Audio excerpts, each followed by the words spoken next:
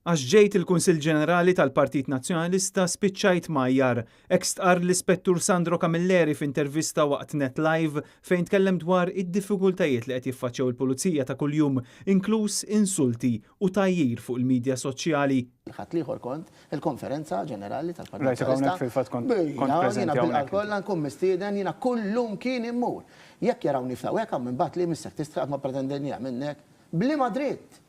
Matul id-diskussjoni Sandro Camilleri li jmexxi l-POU u Robert Vella illi jmexxi il-Malta Police Association esprimew disappunt tagħhom għal fatt li l-korp baqa' totalment sieket wara l-aggressjoni fuq il-kuntistabbli Simon Xkembri.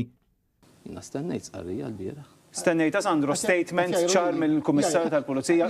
Di domanda, stennejt statement? 100%, jiena nirsisti biex jiġu investigati dawn in-nies.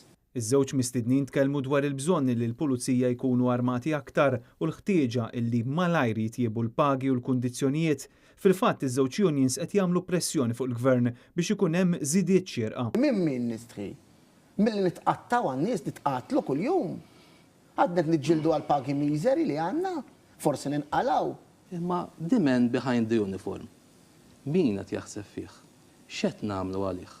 Sandro Camilleri spjega li huma diġà ppreżentaw 17 il-faċċata ta' proposti lill gvern u nhar it-tnejn hemm pjanata laqa sabiex fi klimhom stess ikomplu jiġġieldu għad-dinjità tagħhom